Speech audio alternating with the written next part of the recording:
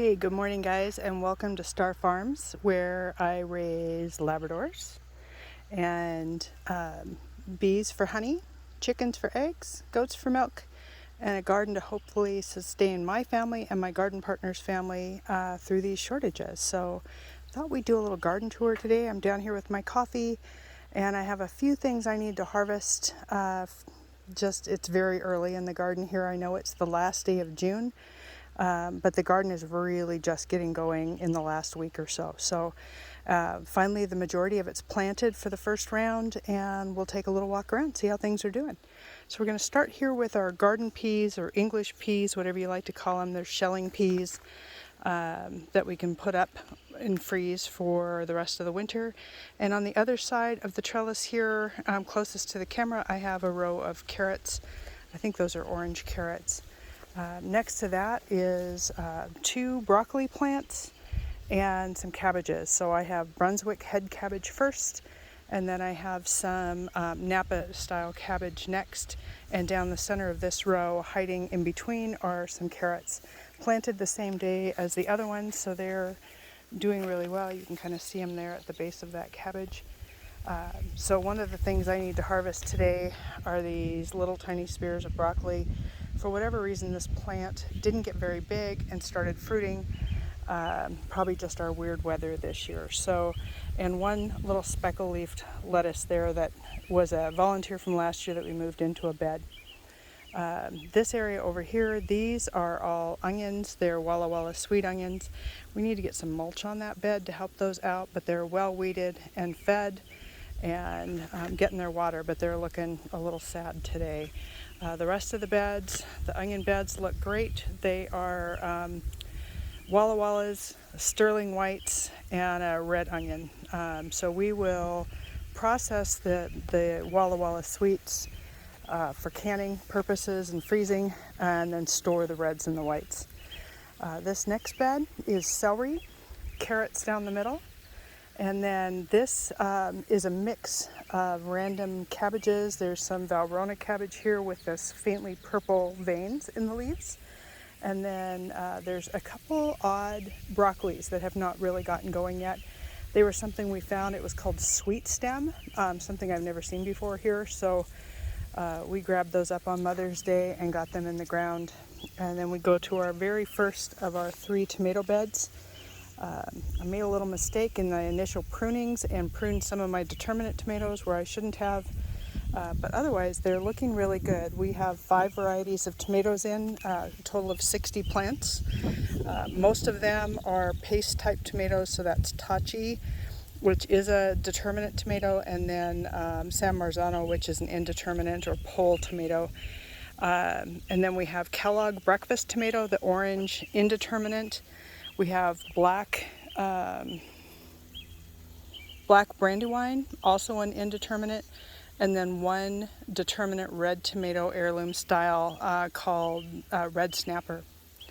So these 3 sets of teepees right here are beans, pole beans. We have the first 2 teepees on this end of the garden are a red and white called Mayflower, and they're a dry bean.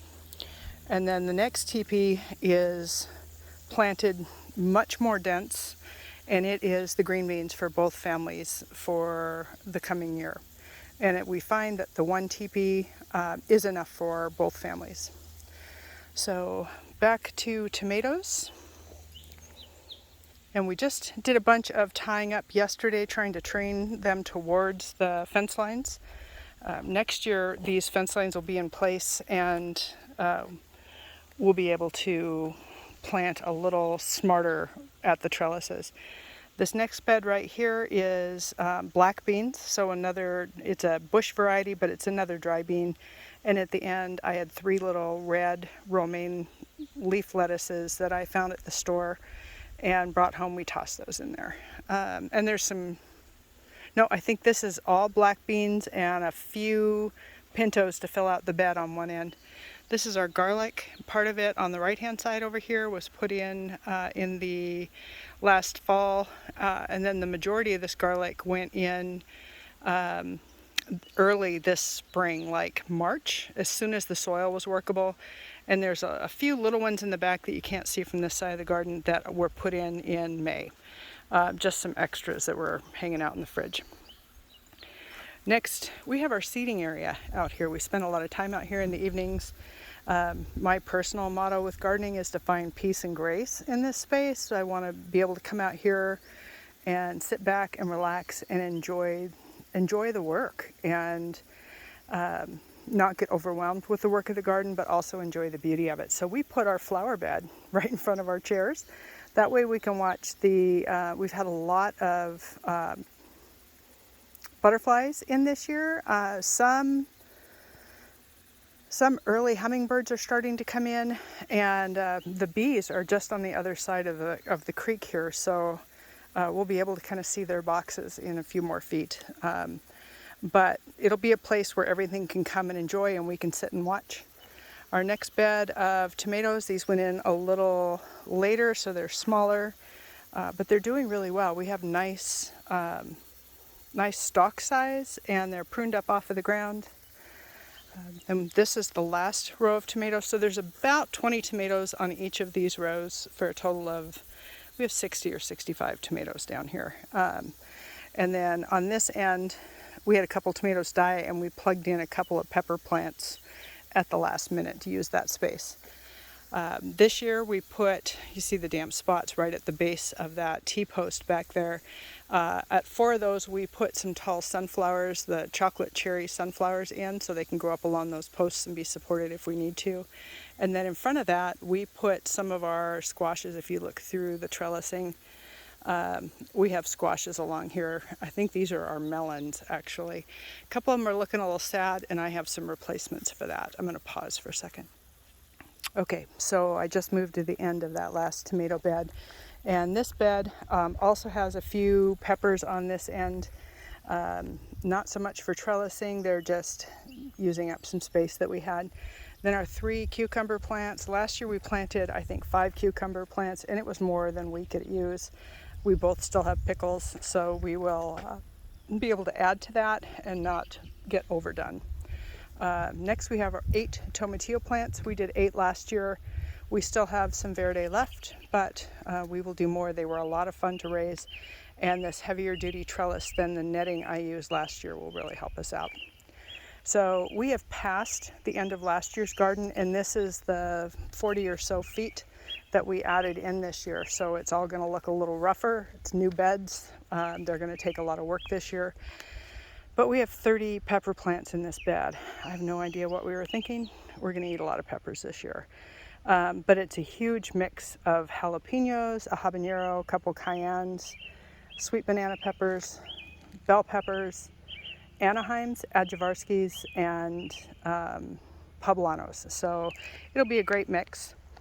Something I have never done before is like a Charles Dowding style no dig bed. So the rest of these were done with a broad fork, followed by adding a bunch of compost on top, and then a surface tiller just to mix that compost in a little bit before planting. The compost has been here for 5 months, I think, so it's well and truly done.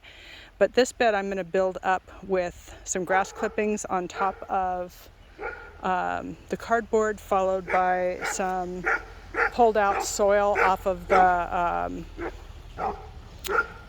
some pots up on the deck, and then some compost on top of that.